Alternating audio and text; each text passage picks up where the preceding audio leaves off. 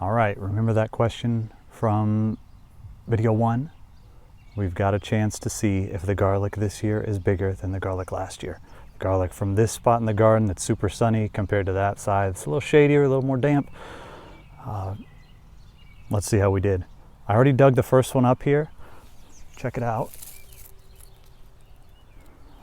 I mean, I was hoping for like 200 millimeters. Remember last ones were 130 to 180. This one looks pretty freaking giant, but I did pick the very biggest one. So, I mean, I kind of rigged the game, right? I pick out the largest one. I think people do this at work all the time. They want to prove themselves right, so they just go grab something that makes them look right, and they make decisions on that. But there are a lot of garlics in here that have smaller stems. I'm sure some of them are not as giant as that first one I picked up, so we might as well look at the variation between all of them. Maybe compare the averages from this year to last year. We'll see what we can do in Minitab. Let's go.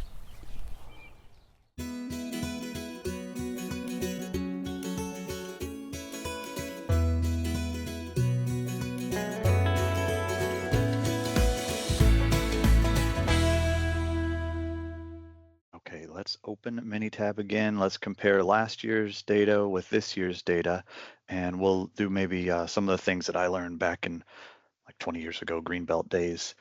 We'll do some hypothesis testing, compare the average of each one, look at variation between the two. Let's go. All right, here is the data from this year. I use the same column headers as we did in the last data set. We'll show that in just a second. Braid number, I don't have them braided yet, so they're just TBD. Garlic, 16 of them. These are their numbers, starting with the largest and the smallest, 220. So we got past our 200 goal that we were looking at. And I took a few notes here for a few things. But let's do the old garlic first, see what the average was and some of those things. I'll show you a technique you can use for this. In basic stats, there's the third item on that list is graphical summary. And if you just want to know some things about your measurement, check it out.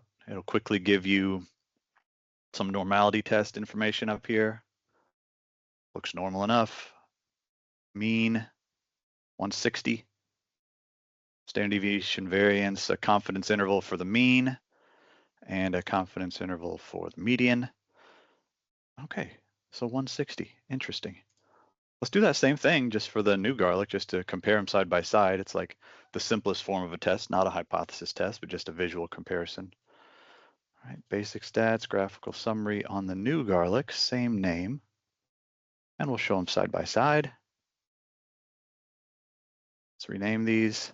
This one, you can see it under the new garlic header. If you don't know how to turn those headers on, you can group commands by worksheet and that arrow in the navigator. That's how you see new garlic here. All right, so this is new garlic. This is last year. And notice when you change the names up here, it changes them on the left side as well. You can move those around if it's like makes more sense to you to have last year's on the left. Okay, so average 190 this year, 160 last year. So the confidence interval of the mean from last year was centered around the average, but it says, if we were to, it lets you think through, if we would have planted this, like for all the future garlic we made in that shady garden, last year's garden, you'd expect the mean to be somewhere between the upper and lower bounds of this confidence interval. And those numbers are 153 to 166. That's just based on this sample size, this data set. Like it's just telling you, even though the average was 160, the population average, if we were to standardize this process, would be somewhere between this confidence interval. That's just the average. It's not all the data points. For this one, the average came in at 190. That is way past the upper bound. So we've got some good evidence already that we're different. Specifically that we grew bigger garlic this year. So that's cool. Now, let's close those. Let's do some different things. Like I remember when I went through my green belt back as a junior engineer in automotive, it was a really fun class. I learned a lot. I did some interesting things. I didn't save the company a ton of money with my first projects. They were kind of basic, but that's how you get started. I remember being taught to do normality tests, so I'll show you one of those. If you go to graphs, you can do a probability plot. You can do a probability distribution plot. Those are one ways you can do normality test. There's also an interesting way you can just throw every distribution at your data from the quality menu. You can throw all, like, I think there's 14 or so distributions. And you can also use Graph Builder and do that normality test. If we bring that in, one of the options is a probability plot. So I think that's the easiest these days, but you make your own decision, do however you like. There's lots of ways. There's probably more ways than the three I just showed you. But here's that mean, an Anderson-Darling value, and that's just kind of like looking at the distance all these dots stand off the line. Then there's a p-value. I'll explain that in just a second. When I was first taught this, I was told you could use a fat pencil test. If you lay a fat pencil along this red line, and if it covers up most of the blue dots, that distribution, in this case normal, that distribution fits the data well enough. Okay, that's a caveman's way of doing statistics, but it works pretty well. Another more sophisticated way is maybe to use the p-value. Now in this one, the null hypothesis, if you like to use those terms, is that the data are normal, and only if this p-value is below 0.05 is the typical number people use. If it's below that, then you have evidence to say, no, that's not normal. But what do we have here? The p-value is 0.9, like super high. So we don't have enough evidence to reject the null hypothesis. We didn't prove the data are normal here. We just don't have enough evidence to say otherwise. Okay, let's move it on. So what was our average from the old garlic?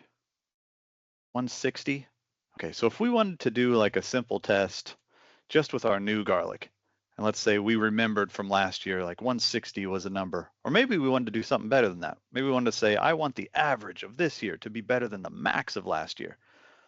The max was somewhere around 180. Yeah.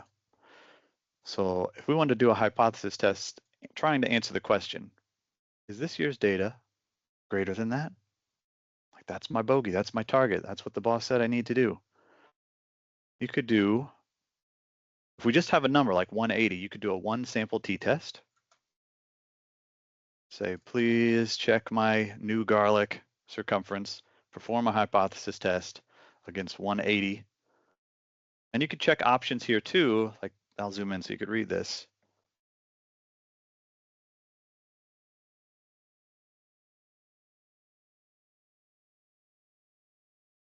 Not equal. Like, are we different than 190? The math is slightly different depending on which one you pick here. So this is what I actually want to know, so that's what I'll pick. You can turn on some different graphs. For 16 data points, I tend to prefer individual values plot. If I had more data, dozens, I might do a box plot, or even more, I might do a histogram.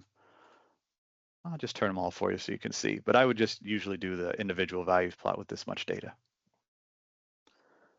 Okay. So this simply says the mean 190, standard deviation was this, and the confidence interval for the lower bound. Like, if we continue growing in this new sunny spot for all time, that population, based on this data, that population should have an average of at least 183.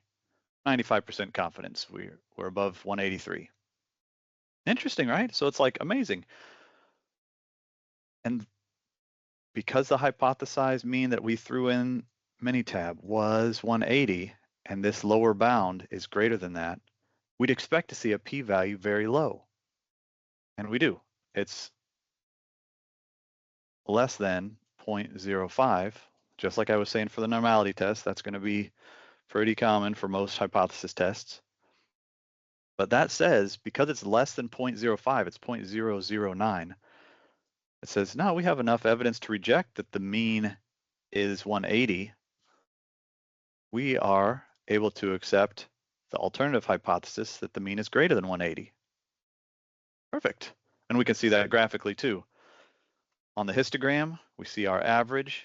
We see the null hypothesis of 180 here, and it's outside of the confidence interval, one-sided in this case. Same thing here for the individual values. Instead of seeing a distribution form here with bars, you see just the individual data points, but you still see our average, 190, our lower bound, and our 180 that we're trying to see if we're better than.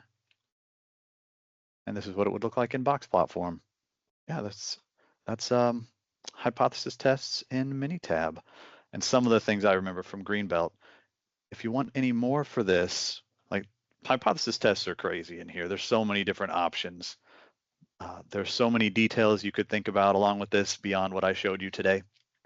So if you wanted to learn more about those, we have a chance to show you those in Minitab Essentials. You can look at that class. You can do the e-learning version too,